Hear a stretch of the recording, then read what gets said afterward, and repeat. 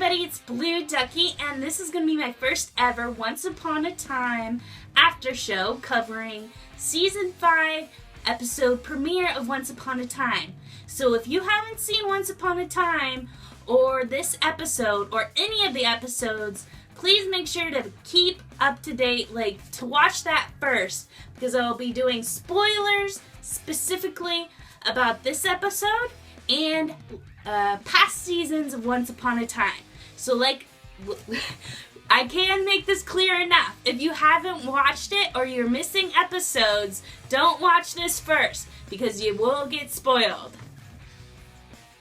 I guess I'll start with the opening title scenes.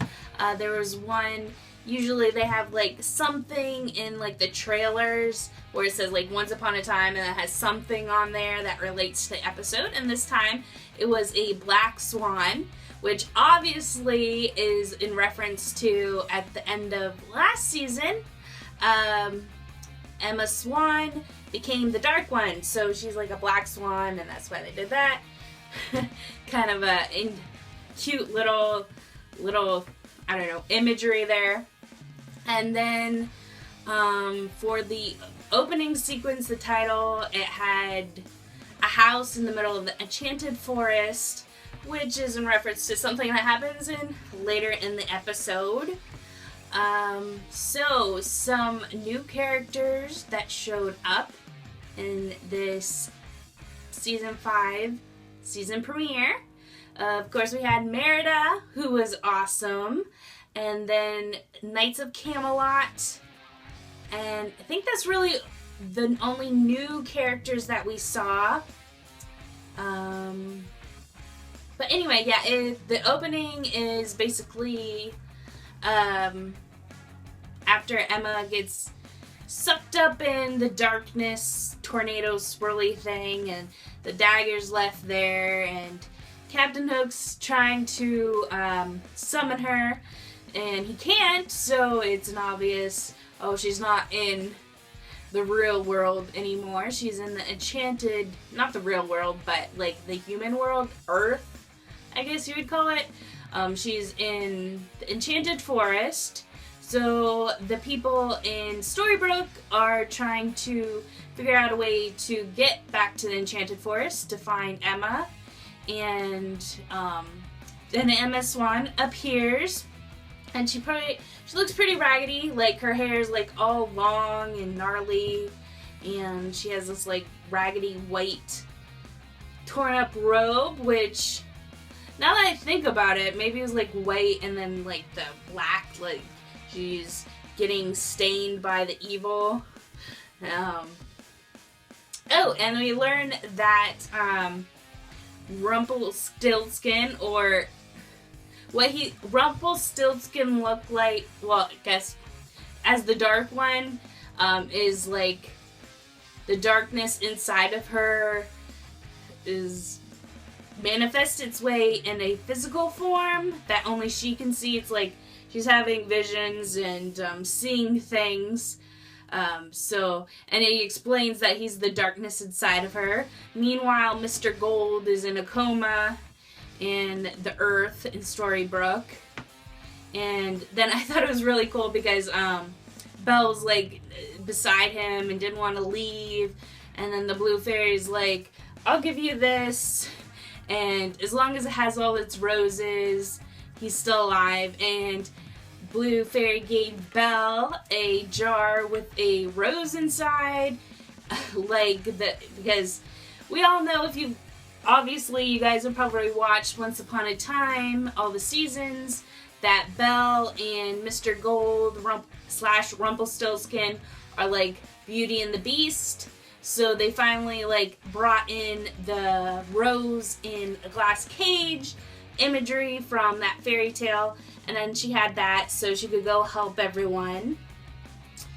And then Captain Hook, they get this wand from the Sorcerer's Apprentice saying that they need good and evil magic to open up the portal and take them to the Enchanted Forest, and Regina's not evil enough anymore, so they're going to have to use her sister Zelena, who's still locked up. And basically Regina's like, no way, she's too evil. Things like that. And then Captain Hook and Captain Hook thinks up this plan, which is a stupid plan, to be honest. He's gonna use some magic to take Zerena's heart to force her to use the wand, but of course it doesn't work out, and Zelena ends up cutting off her hand, bring that magic cuff, and getting loose. And then she tries to make a portal to go to Oz so she can get away from everyone, and plans on like just having her and her baby. So she explains the baby's the only one that's gonna love her completely, like no one else does, because she's evil, and she didn't want them to turn the baby against her.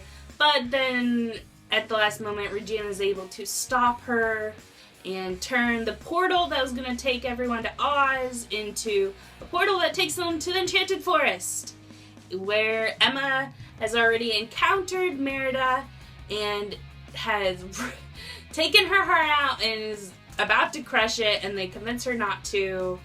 And yeah.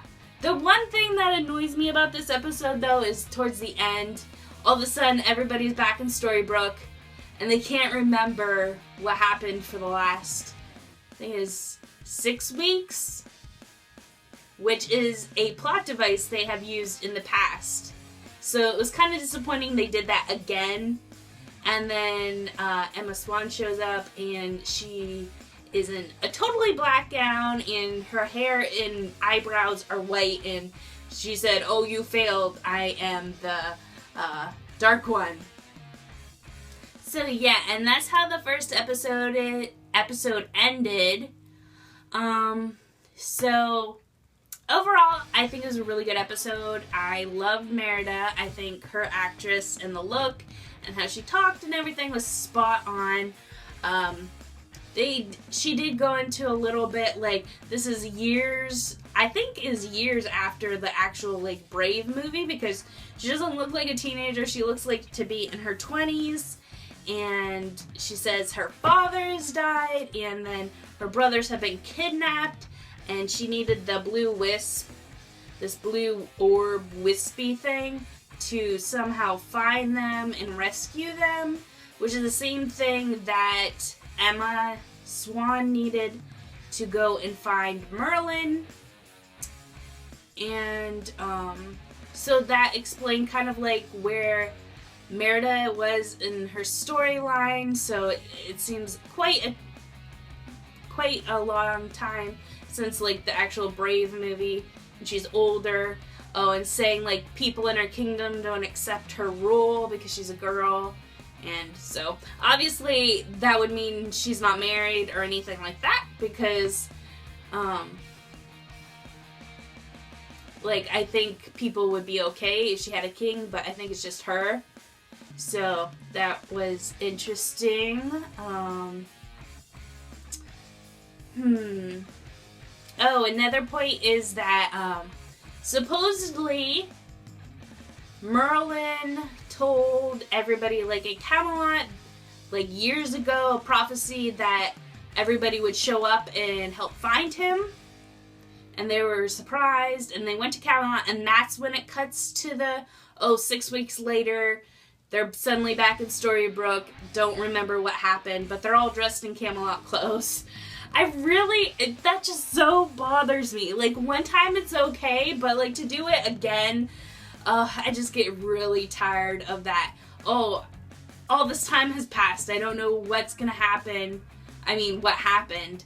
And of course, like, unless they all get their memory back, like in the next episode, we're probably gonna go through the whole season with flashbacks of what happened while they're in Camelot.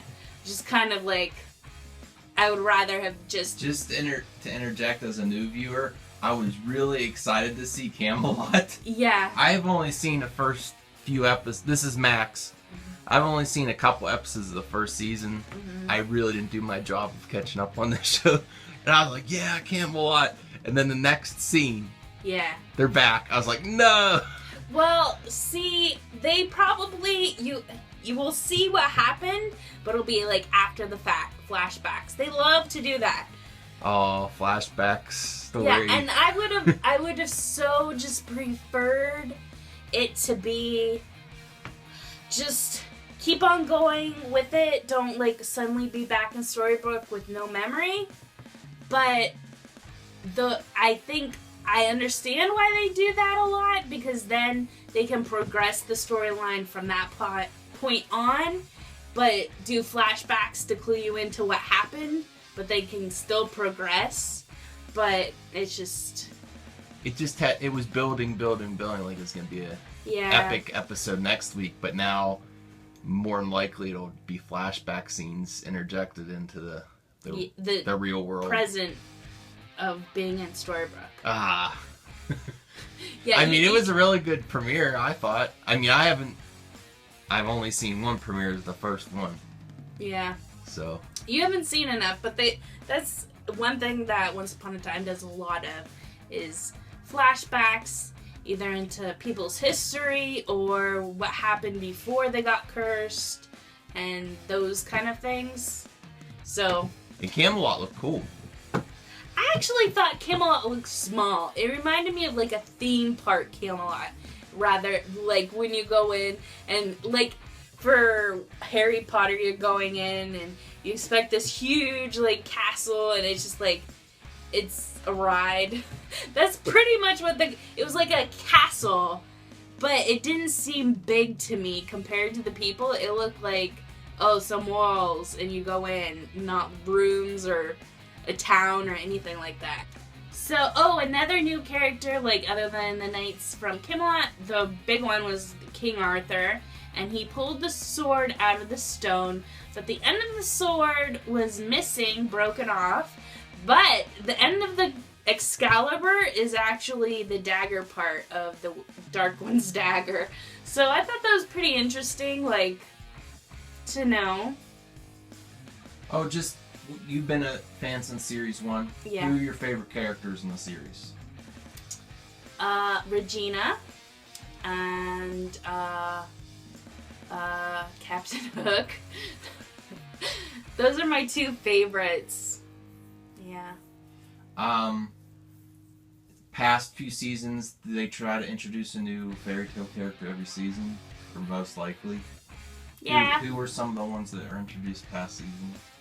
Last season the big thing was Frozen, so they had Elsa, Anna, and Kristoff, and Hans, and his brothers. Did you like that? Did you think they fit the characters well, the actors, actresses? Oh yeah, they did a good job. Are they still in it? No, they went back to Arendelle. Oh, okay. But from Once Upon a Time, in that storyline, Anna and Kristoff were going to get married. Actually, they did get married. They showed Elsa walk down Anna getting married. And, another thing I like Once Upon a Time, it does a good job going into family history. Like, you learn a lot more about Elsa and Anna's parents and aunts and family than you would from, like, just the Frozen movie. Which, I don't know if what happens in Once Upon a Time would necessarily cross over into another animated movie. Or if, like, they treat it like separate canons. I'm not sure how that works. But I like that they have such a vast storage of characters to insert into the movies. I mean, from the movies into the show. I think we've seen nearly every villain. Maleficent? Yes, Maleficent's been in there. Evil Queen, Cruella, Ursula. I don't remember if Rapunzel has been in it and Mother Gothel. I don't think they have. Like, I can't remember them being in it. But, as far as, like, Wonderland characters, they had the Once Upon a Time in Wonderland, which has already ended. It's done and everything. Oh, it was a spin-off show? Yeah. Oh, okay. Was that good? I don't think... I liked it, but I know a lot of people didn't like it as much as the regular Once Upon a Time. Well, it's over, so... Yeah, it ended. How many seasons is that? I can't remember. 1 or 2, maybe just 1. But as far as places, the Wonderland covered like the Aladdin storyline and Wonderland, and then this one has been through Snow White, obviously, Little Mermaid, Peter Pan and Neverland and all that. They've pretty much, I don't know. It's like, it would be hard to ask viewers, see if they could think of anything, any storyline or fairy tale. Yeah, if there's any storyline or fairy tale you can think of you would like to see them go into with characters, because right now I can't think of, like, really something they haven't at least covered a little bit, either character-wise or, like, for location. What was your favorite? What was my favorite what? Storyline, like... Storyline? I mean, or place that villains or that they brought in that's done already over past seasons. Well, did you like the Maleficent, Ursula? Who did you like? Oh. You know? That you might like to see come back, or I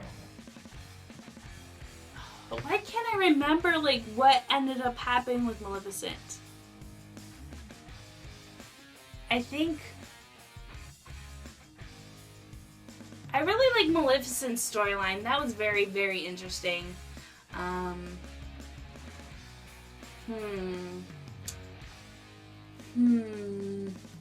Well, viewers, you comment below too. I don't know. It's hard because it's been so many seasons. So anyway. Well, this is also a work in progress. This is our first episode, so if there's things you would like me to cover or answer in future episodes, specific questions, ask them down below, and I would try to answer them next time for the next episode. Like whatever you can think of. So leave me a comment down below telling me what you think of this episode of Once Upon a Time and things you would like me to discuss in future episodes. At the very least, tell us what you think. If you watched along, tell us what you think of Merida. Yeah. That's the biggest part of this show today, I think. She was spot on, really, I thought. Yeah. So make sure you give this video a like, and if you're a new viewer, hit that subscribe button, and we'll see you guys later. Bye!